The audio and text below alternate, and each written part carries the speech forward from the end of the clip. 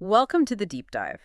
Today, we're tackling a really high net worth concept that sounds so simple on the surface. It does. But if you mishandle it, it can completely dismantle a fortune. We're talking about that single moment in time. Exactly. The moment a global investor, an entrepreneur, a family decides to establish residency here in the United States, we are diving deep into U.S. pre-immigration tax planning. It's really the ultimate financial paradigm shift. Mm-hmm. And it defines this core tension you see in global wealth management all the time. What's that tension? Well, our sources really hammer this home. The U.S. is a fantastic place to make money. You've got dynamic markets, legal security, incredibly efficient capital flow. Right, the engine of global commerce. But at the very same time, it is often financially superior to use sophisticated offshore structures for storing that money. Okay, let's unpack that. That perspective, it really highlights the precise challenge, doesn't it? It does. You want all the upside of the U.S. market, but you definitely don't want the downside of its tax system applied, retroactively to all the wealth you've already built. Correct.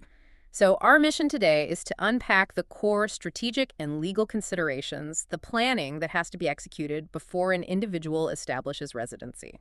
That before is the most important word in this entire conversation. Specifically focusing on mitigating that shift from, say, a territorial tax system where you only pay tax on what you earn locally to the expansive, all-encompassing U.S. worldwide taxation regime.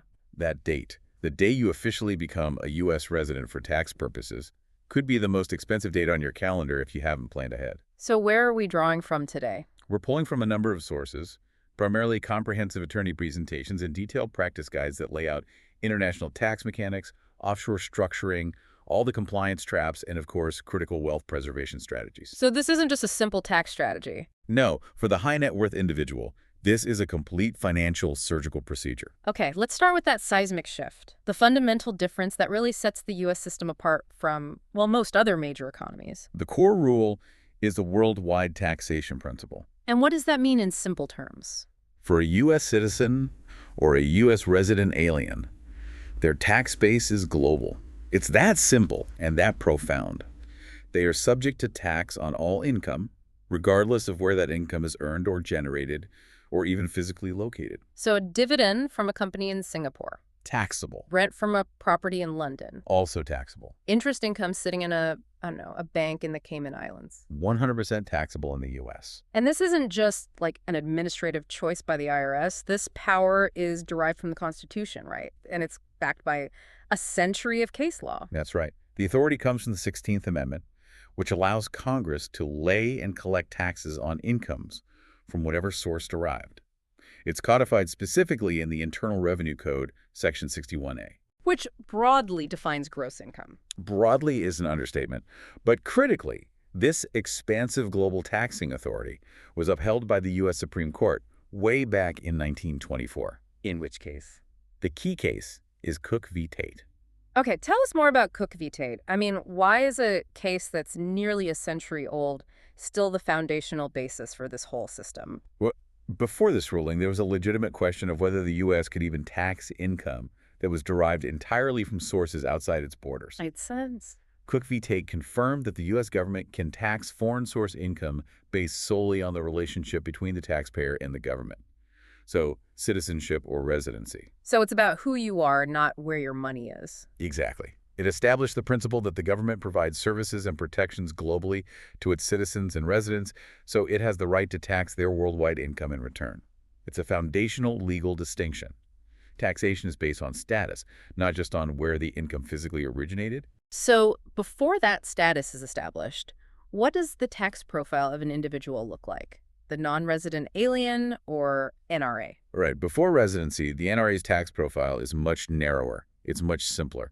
They're generally only taxed on income that is sourced in the U.S. And that income falls into a couple of different buckets. Two primary buckets. First, you have income effectively connected with the U.S. trade or business. We call that ECI. ECI. So that's income from active business operations within U.S. borders. Exactly. This income is taxed at graduated rates, very similar to how a U.S. person is taxed. And the NRA is generally allowed deductions related to generating that business income. So a foreign company with a sales office in New York, for example. That's the classic ECI scenario. Okay, and the second bucket, The more passive income. That's the passive income, which we call FDAP. FDAP. It stands for fixed or determinable annual or periodical income. Think dividends, interest, rents, royalties, all derived from U.S. sources. And how is that taxed? FDAP is typically subject to a flat 30% withholding rate. And critically, there are generally no deductions allowed against it. The payer just withholds 30% and sends it to the IRS.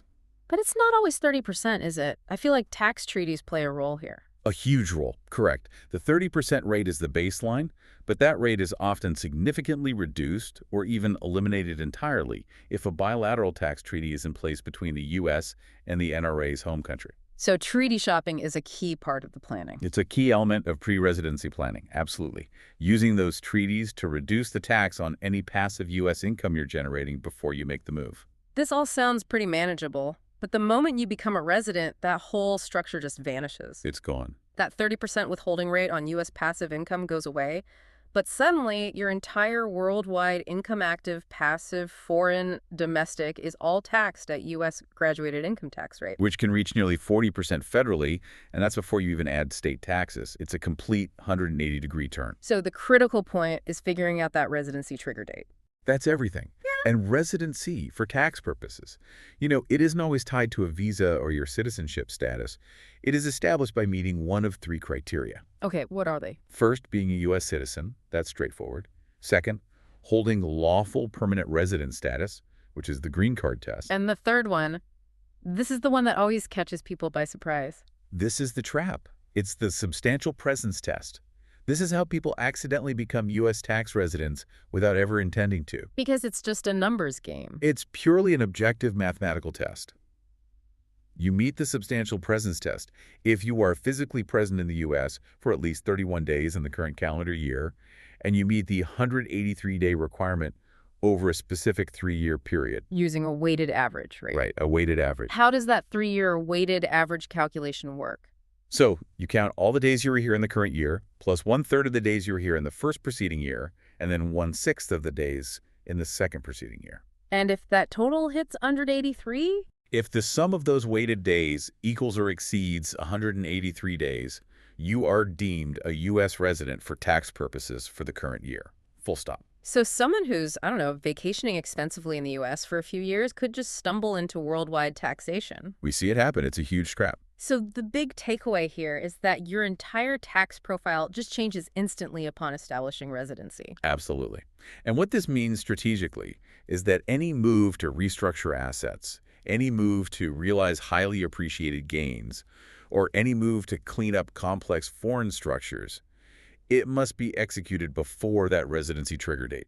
Give me an example. Okay, say you have assets with a very low cost basis that have appreciated massively. A successful foreign tech startup you founded, or maybe some early crypto holdings. Right.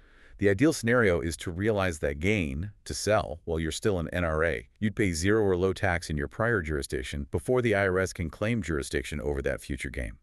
Pre-immigration planning is absolutely crucial to manage that unrealized gain exposure. Wow. Okay, so the theoretical shift to worldwide income is really only half the battle. I'd say it's less than half. Because once residency is established, the practical threat comes from these incredible penalties for not telling the IRS exactly where all your money is. This is the compliance gauntlet. And it must be a staggering amount of disclosure forms. It is. This is where wealthy individuals moving from, say, non-disclosure jurisdictions get the biggest shock of their lives. That's a very good way to put it. And here's the danger point, right? This is what justifies the name gauntlet. Yes. Neglecting these informational returns, even if you truly, honestly owe $0 in income tax, can trigger substantial statutory penalties. And these aren't small penalties. They are absolute and often non-negotiable. They're designed to be punitive. They often start at $10,000 per violation per year. They exist simply to compel transparency. Okay, let's start with the big one, the one that applies to nearly everyone with offshore savings, FBAR. The report of foreign bank and financial accounts using FinCEN Form 114. FBAR is a massive trap, isn't it? Just because of its low threshold. Incredibly low. Yeah. Any U.S. person has to report their foreign financial accounts if the aggregate maximum value exceeds only $10,000 at any time during the year. And just to be clear, that's not $10,000 in each account. No. It's the combined total. If you have 3 accounts with $4,000 each, you've crossed the threshold and have a filing requirement. And the scope of what counts as an account is incredibly broad. It is. It includes your standard checking and savings accounts, of course, but also brokerage accounts, mutual funds, even accounts where you just have signature authority. Even if you don't have direct financial ownership. Correct. So a new U.S. resident who is still listed as an authorized signatory on, say, a family business account back home, or even an employer's foreign account, they have to file the FBAR.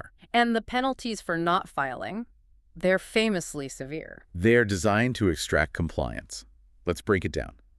Non-willful violations, meaning it was an accidental oversight, carry up to a $10,000 penalty per violation per year. And if the IRS decides it wasn't an accident?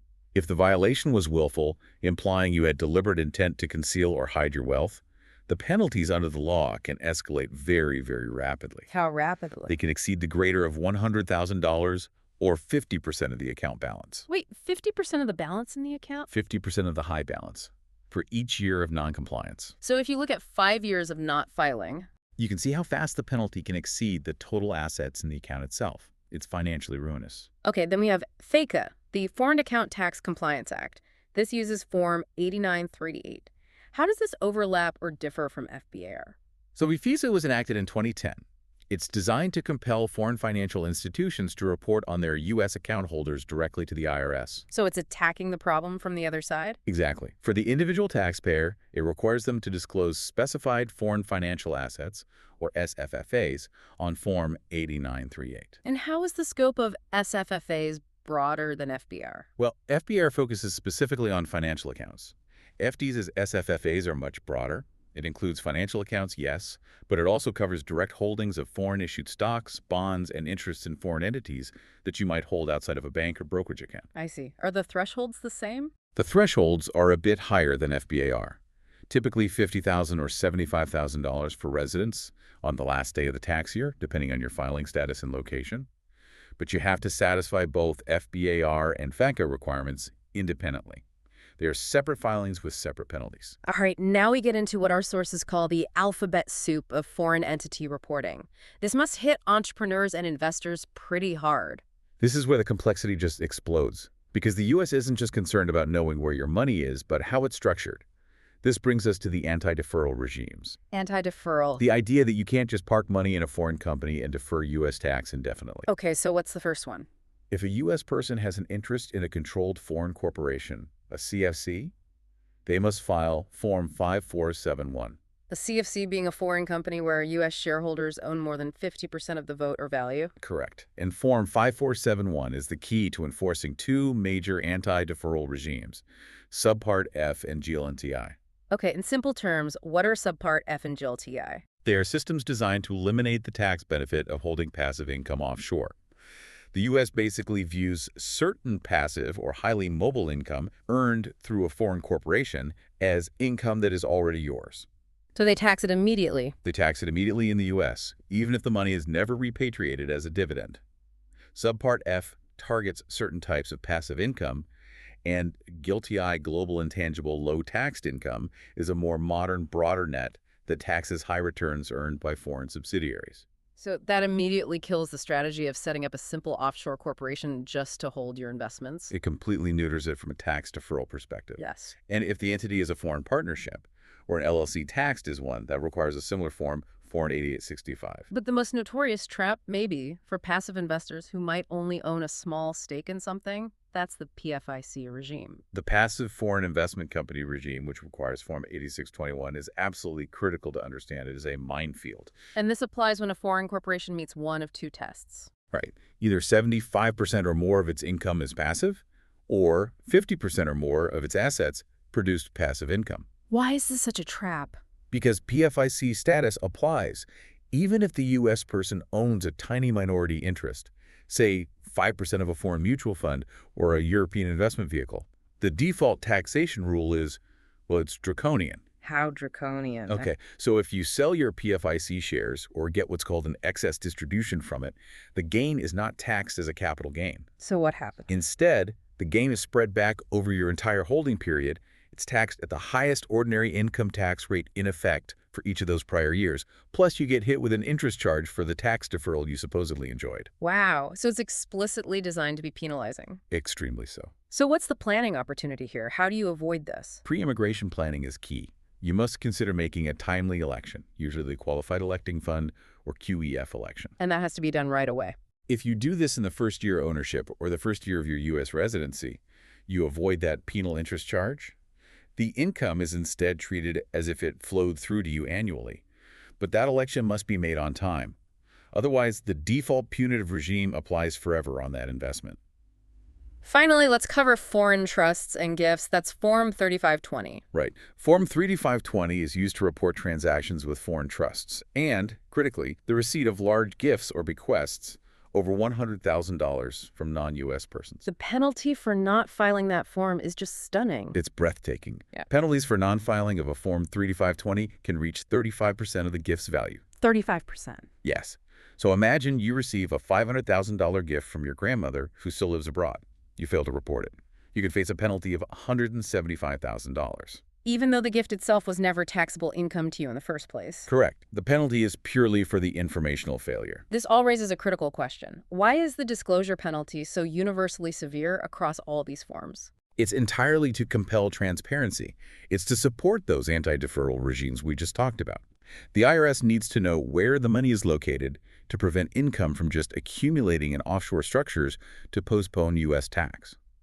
If the U.S. has visibility into foreign income, they can ensure the Worldwide Taxation Principle is being honored and that tax deferral is eliminated. Okay, so given this absolute demand for transparency and payment, the only strategic move is to clean up or optimize these structures before you become a resident. That's the window of opportunity. This brings us to the rationale for using offshore structuring, not for illegal avoidance, but for legitimate protection, privacy, and optimization that can survive under the U.S. tax umbrella. Exactly. The source material outlines the fundamental benefits of legitimate offshore structures.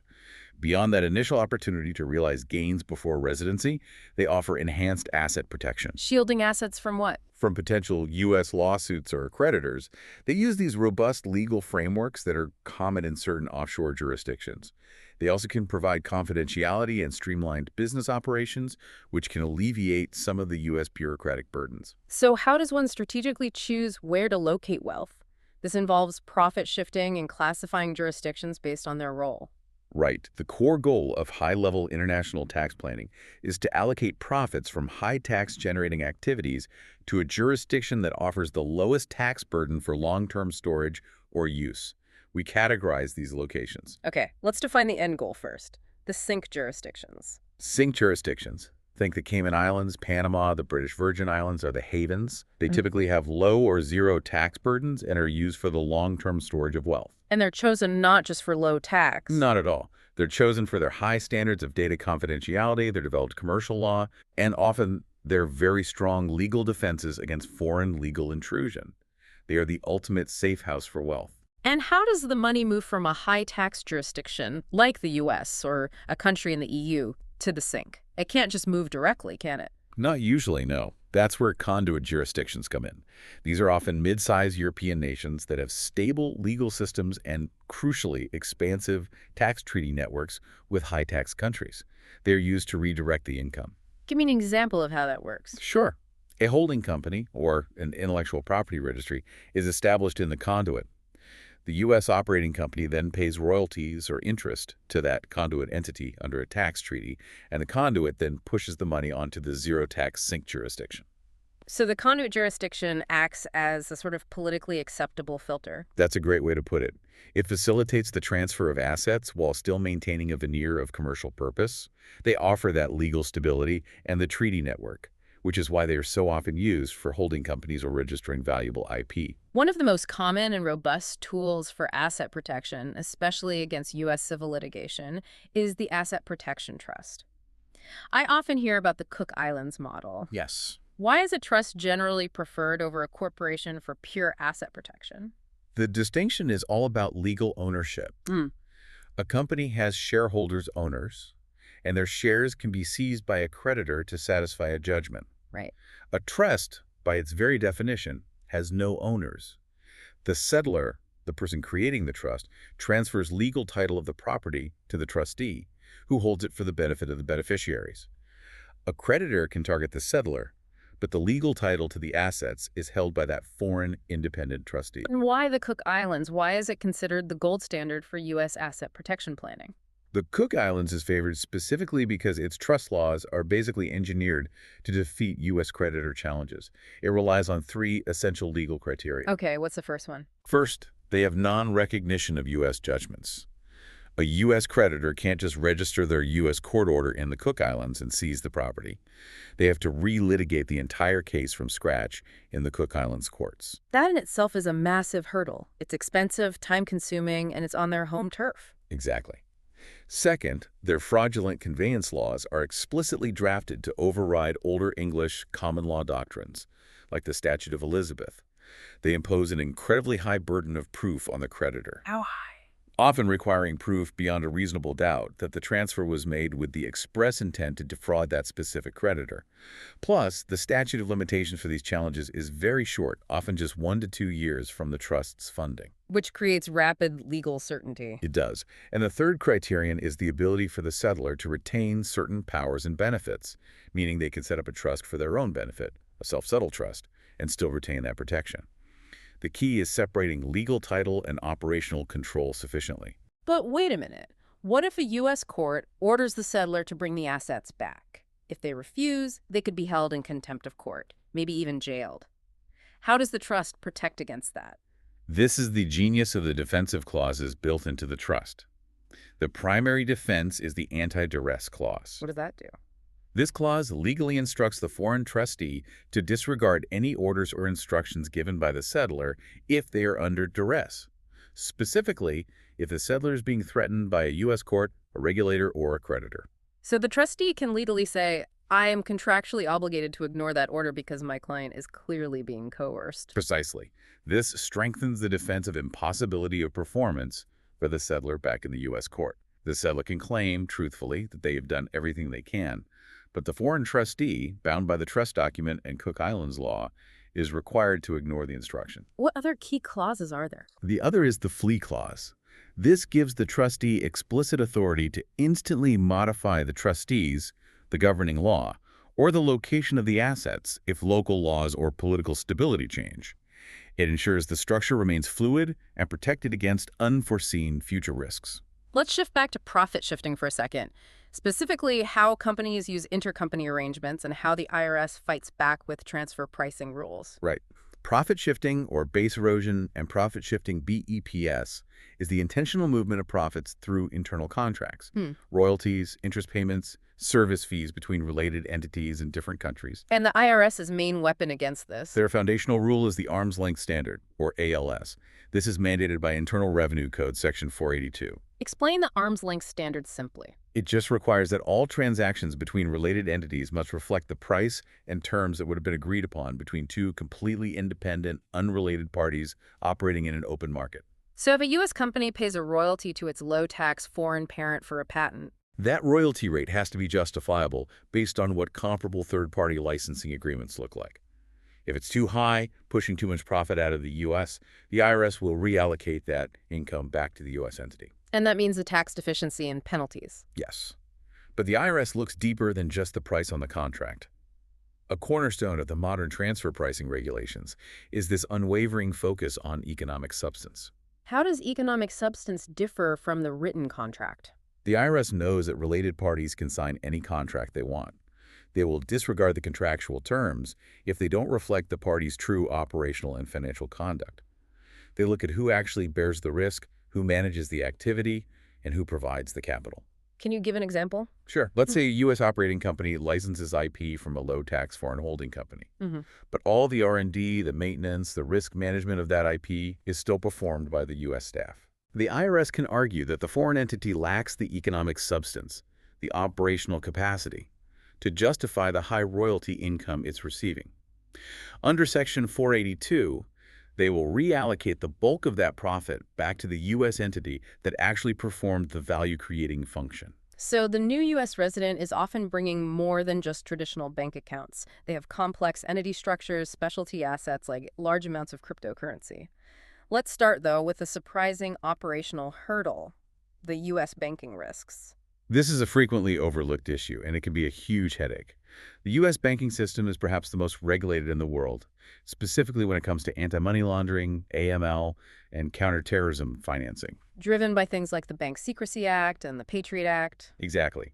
And this intense scrutiny creates significant operational risk when new residents try to move large sums of foreign capital into the U.S. What are the key risks they face that a domestic client wouldn't? Well, first, payment delays or outright account freezes. Banks are required to file suspicious activity reports, SARs, for large, unusual, or poorly documented wire transfers. So if a new resident wires $5 million from a foreign bank the U.S. bank has never heard of, The U.S. receiving bank may very well freeze the funds while they demand extensive documentation, what we call substantiation requirements, to prove the source and the purpose of that wealth. that could take weeks or months. And it could. Second, we see unexpected account closures. If the new client's financial history or their foreign business structures seem too complex or opaque, the bank might just decide the client is too high risk for AML compliance and unilaterally close the account. And disputing that must be incredibly difficult. It is. Proactive planning here is everything. It means establishing relationships and providing all the source of wealth documentation before you even attempt the large transfer. So due diligence and substantiation are the keys. They are the keys to a smooth entry into the U.S. financial system. Okay, now let's turn to digital assets. When someone is moving to the U.S., how is their virtual currency classified for federal tax purposes? The crucial classification, established by IRS Notice 2014-21, is that virtual currency is treated as property. Property. So it's not foreign currency, and it's not a commodity for most purposes. Correct. And that classification as property dictates every single subsequent tax event. So let's talk about the critical pre-residency strategy. If an investor holds crypto with a very low-cost basis, say, they bought Bitcoin back in 2015, they're sitting on massive unrealized gains. This is the single biggest planning opportunity related to crypto, by far. While the individual is still a non-resident alien, an NRA, they are generally not subject to U.S. tax on capital gains from non-U.S. assets. So the ideal strategy is to sell. To sell a portion of that highly appreciated crypto, to cash out and step up the basis while still an NRA. You lock in that gain, potentially with a zero capital gains tax rate in your prior jurisdiction, before the U.S. worldwide system can touch it. Because if they wait until they establish U.S. residency, Then any sale after that date is subject to U.S. capital gains tax on the entire appreciation, all the way back to the original 2015 purchase date. Pre-residency realization of gain is paramount. now what happens once they are a resident? If they receive crypto for services or trade it? Receiving crypto for services, wages, or through airdrops is ordinary income. It's valued at the fair market value, the FMV, at the moment the taxpayer gains dominion and control over it. That FMV then becomes the asset's new cost basis. And since it's property, any trade is a taxable event. Any trade. Selling crypto for U.S. dollars or swapping Bitcoin for Ethereum is a taxable disposition. It generates a capital gain or loss. So every single crypto-to-crypto trade is a taxable event, which forces the user to track the cost basis and holding period for every single token they exchange. That is the record-keeping nightmare. And the holding period short-term, taxed at higher ordinary rates versus long-term, which gets preferential rates, is critical. What about just moving crypto between your own wallet, say from a hardware wallet to an exchange account? That is not a taxable event, as there's no change in beneficial ownership. However, you, the taxpayer, bear the burden of proof to demonstrate that the transfer was internal. And that requires meticulous record keeping. Meticulous. You need transaction hashes, records clearly linking all the sending and receiving wallet addresses back to your identity. Without that proof, an IRS examiner could potentially look at a large incoming transfer and treat it as unreported income. Okay, let's transition to corporate structuring. For the new residents setting up their U.S. operations, they face a foundational choice of entity: C corporations versus partnerships or LLCs. And that choice dictates their future tax liability and their exit strategy. It's guided by the check-the-box regulations, which allow for elective classification. Let's start with a C corporation under Subchapter C. A C-Corp is subject to double taxation. The entity pays tax on its income, and then the shareholders pay tax again when they receive a distribution of dividends. That double tax sounds like a huge disadvantage. Why would anyone choose a C-Corp? Two main reasons. First, the structural advantages that are necessary for external capital. And second, the Qualified Small Business Stock Exclusion, or QSBS, under IRC Section 1202. And that exclusion is massive, isn't And it? is the C-Corp's killer application. If the C-Corp meets certain requirements, it has to be a qualifying small business. A taxpayer can exclude up to the greater of $10 million, or 10 times their adjusted basis of the stock, from capital gains upon sale. So for a founder of a successful startup, this could be a 100% tax exclusion on tens of millions of dollars in capital gains. It could, which is why it's so attractive. Furthermore, C-Corp can issue multiple classes of stock, which is essential for venture capital and private equity investment structures. Okay, now let's compare that to partnerships and LLCs under Subchapter K. These use flow-through taxation. Income is taxed only once, at the owner level. They are by far the most flexible regime, offering incredible customization in how you allocate income and loss among the partners. And they have a unique advantage over S-Corp and C-Corp, especially for businesses with a lot of debt, like real estate development. That's the defining feature of Subchapter K. A partner's tax basis increases with their share of the partnership's debt. This leverage allows partners to deduct more losses than they otherwise could, which is critical for maximizing deductions in capital-intensive, debt-heavy ventures like real estate. So the choice really hinges on the business's future. Exactly. Does the client need flexibility and a single level of tax? That's a partnership. Or do they need outside investment and the potential for that massive Section 1202 exit exclusion? That's a C-Corp. Finally, we have to move to wealth transfer, which is something that requires immediate attention either before or right upon becoming a resident. This is all governed by the Unified Transfer Tax Framework. Right. The U.S. system for federal estate tax, gift tax, and the generation skipping transfer tax, the GST tax, is unified. What does that mean, unified? It means all of your taxable transfers gifts you make during your lifetime and the assets you transfer at death are all aggregated against one common shield. The applicable exclusion amount, or AEA. The AEA, exactly. So taxable gifts you make during life consume this AEA, which reduces the amount you have left for your estate at death. And this AEA, which is at a historically high level right now, is facing a very hard deadline. That's the 2026 sunset. This is the most urgent planning point for high net worth individuals right now. The current enhanced AEA, which is over $13.6 million per person for 2024, is temporary. And it's scheduled to revert back. It's scheduled to revert to significantly lower pre-2018 levels, probably around $7 million, adjusted for inflation on January 1st, 2026. This creates immediate urgency for people to use this temporary extra gifting capacity now. Why is the urgency so critical? Let's say I gift $10 million today and the AEA drops to $7 million in 2026. Will the IRS try to claw back that extra $3 million into my estate when I die? That's the key question, and the IRS provided specific reassurance on this through what we call the anti-clawback regulation. Okay. The regulation states that if you make a taxable gift using the higher exclusion amount before 2026, the IRS will not attempt to claw back that exclusion into your estate later, even if the AEA has reverted. So it's a true use it or lose it opportunity. Absolutely. A use it or lose it opportunity to transfer significant wealth completely tax-free. Beyond the AEA, what are the other essential exclusions that new residents need to understand? There are two foundational exclusions. First, the annual exclusion.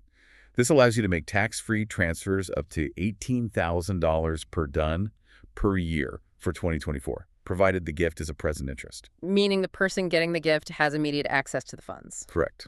And second is the unlimited marital deduction under IRC Section 2056. Assets that pass to a surviving spouse generally pass entirely free of estate tax. This is a massive tool for deferring tax until the second spouse's death. Which leads us to a really critical planning tool for married couples, portability. Portability is an immensely valuable provision. It allows the surviving spouse to use the deceased spouse's unused applicable exclusion amount. We call it the DSUE. The deceased spousal unused exclusion. Right. You can think of it as a tax coupon that can effectively double the surviving spouse's exclusion capacity. But that coupon isn't automatic, is it? No. And this is another enormous planning trap. Portability is not automatic.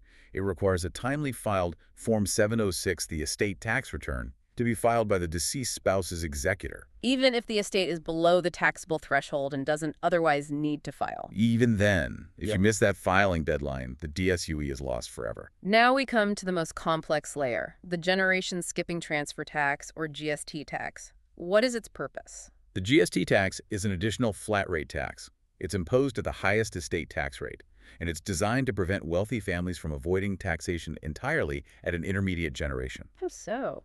It applies to wealth transferred to skip persons. So individuals 2 or more generations below the transfer, like grandchildren or great-grandchildren. So if I transfer $10 million directly to my grandchildren, I could pay the gift tax if I've exceeded my AEA, and I pay the GST tax on top of that. Exactly. It's an extra layer of tax intended to level the playing field. To manage this, we use the GST exemption, which is a separate pot of exemption from the AEA. And here is the distinction that creates so much complexity. The GST exemption is handled differently than the AEA's portability. That is the critical distinction. Unlike the estate and gift tax exclusion, the GST exemption is not portable between spouses. It must be affirmatively and actively allocated, either during life or at death, to the assets being transferred into the trust. And if you fail to allocate it, Failure to allocate exposes the transfer fully to that flat, high GST tax rate. That requires meticulous tracking and explicit action by the tax advisor. to manage estate value, planners use advanced tools to sort of freeze the value of the estate today. What are some of the key tools here? One key tool is the Grantor Retained Annuity Trust, or a GRAT. A GRAT lets the grantor retain an annuity for a set term. The value of the gift to the beneficiaries is calculated by subtracting the present value of those annuity payments the grantor keeps. And if the assets grow faster? If the assets in the GRAT appreciate faster than the IRS calculated benchmark interest rate, all of that excess appreciation passes to the next generation completely tax-free. It's a powerful mechanism to freeze the estate's value today. Another cornerstone, often funded by the annual exclusion using something called crummy powers, is the Irrevocable Life Insurance Trust, or ILEAT. The ILEAT. By placing life insurance policies into an ILEAT, the life insurance death benefit is removed entirely from the taxable estate. This provides tax-free liquidity for the heirs without consuming any of the AEA. That is a phenomenal amount of interlocking detail, from the risk of PFIC penalties on just a minority interest, all the way to the absolute necessity of timing estate gifts before 2026. It really demonstrates that moving to the U.S. is not a simple logistical move. It's a profound, complex, legal and financial transformation, where the clock is literally ticking the moment you begin considering residency. So what does this all mean for you, the global individual contemplating this move? It means the moment of arrival has a huge financial price tag, not just for your current income, but for historical compliance and future estate planning, unless you execute these strategic, often irrevocable steps while you are still a non-resident alien. You know, we spend time detailing how the massive estate and gift tax exclusion is portable between spouses, provided you file that Form 706 on time. Yet we closed by noting that the equally critical generation skipping transfer, or GST exemption, is not portable and has to be actively allocated. Right. This raises an important question for you to mull over. If the U.S. tax system is trying to achieve unified fairness and simplification through portability for the largest estate exclusion, why does it deliberately maintain such a critical, non-portable distinction for the GST exemption? It's a policy choice that forces immediate, complex, and sometimes expensive planning decisions today, ensuring that wealth skipping a generation does not inadvertently skip U.S. taxation entirely. It's a crucial detail that turns a complex system into a high-stakes puzzle that only preparation can solve.